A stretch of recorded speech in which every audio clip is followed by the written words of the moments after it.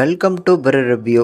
இந்த வீடியோவில் action king Arjun, Aishwarya ராஜேஷ்லாம் நடித்து வெளிவந்திருக்கக்கூடிய ஒரு புத்தம் புது தமிழ் திரைப்படமான தீயவர் குலை நடுங்க திரைப்படம் எப்படி இருக்குது அப்படிங்கிறது தான் உள்ள பார்க்க போகிறோம். இந்த படத்தை ஒரு பக்காவான ஒரு ரிவெஞ்ச் ப்ளஸ் க்ரைம் த்ரில்லர் ஜானரில் எடுத்திருப்பாங்க. படத்தோட ஓப்பனிங் சீன்லேயே ஒரு ரைட்டரை ஒரு மிஸ்ட்ரியஸான ஒரு ஆள் பார்த்திங்கன்னா மர்மமான முறையில் கொடூரமாக கொலை பண்ணுறான். ஸோ இவன் மூஞ்சி முகரை எல்லாத்தையுமே பார்த்திங்கன்னா கவர் பண்ணியிருக்கிறதுனால இவன் யார் அப்படிங்கிற ஒரு பெரிய ஐடென்டிட்டியும் நம்மளுக்கு தெரிய வரல.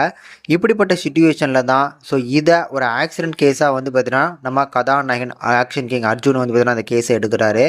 ஸோ அவரை பொறுத்தளவுக்கு இது ஒரு ஆக்சிடென்ட் மாதிரி தெரில. அதுக்காக பார்த்திங்கன்னா மேலோட்டமாக இந்த கேஸை விசாரிக்கும் போது என்னென்ன விஷயங்கள் நடக்குது, இந்த கேஸை விசாரிக்கும் போது அடுத்தடுத்து நடக்கக்கூடிய கொலைகள் என்ன, ஃபைனலாக இந்த கேஸை கம்ப்ளீட்டாக பார்த்தீங்கன்னா கிராக் பண்ணி அந்த கேஸை க்ளோஸ் பண்ணாரா நம்ம ஆக்ஷன் கிங் அர்ஜுன் அப்படிங்கிறது தான் இந்த படத்தோட கிளைமேக்ஸாக இருக்க போகுது.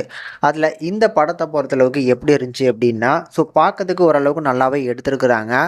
படத்தோட ஸ்டார்டிங் பாயிண்ட்லாம் வரும்போது பார்த்தீங்கன்னா ஓரளவுக்கு ஒரு புது கண்டென்ட்டை பார்க்க போகிறோமோ அப்படிங்கிற ஒரு ஃபீல் தான் எனக்கு கிடச்சிது. பட் படம் போக போக ஒரு யூஸ்வலான கண்டென்ட்டாக பார்த்தீங்கன்னா மாறிடுது. கரெக்டாக ஒரு ஸ்கூல் படிக்கக்கூடிய ஒரு பொண்ணை பார்த்தீங்கன்னா ஒரு ஸ்டோரி ஆரம்பிப்பாங்க. அப்போவே புரிஞ்சு போச்சு இது எந்த மாதிரியான கதையாக இப்போ போக போகுது அப்படின்னு.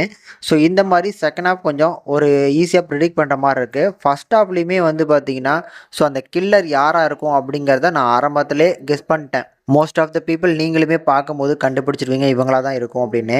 அதே மாதிரி இந்த படத்தோட கதாநாயகன் அப்படின்னு சொல்லி ஒரு கேரக்டரை இன்ட்ரோ பண்ணுவாங்க. அவங்களோட கதாநாயகனாகவே இன்ட்ரோ பண்ணிவிட்டு கடைசியாக ட்விஸ்ட்டு கொடுத்துருக்கலாம். அவரை இன்ட்ரோ பண்ணும் போதிலே பார்த்தீங்கன்னா எதுக்காகவும் பதட்டமாகறாரு அப்படிங்கிற மாதிரி காமிச்சு அந்த கேரக்டரையும் எதையோ பண்ண போகிறாங்க அப்படின்னு நினச்சேன். அந்த மாதிரி காமிக்காமல் ஹிண்ட்டு கொடுக்காம இருந்தால் கூட ஓரளவுக்கு அந்த ட்விஸ்ட்டுமே நல்லா இருந்திருக்கும்.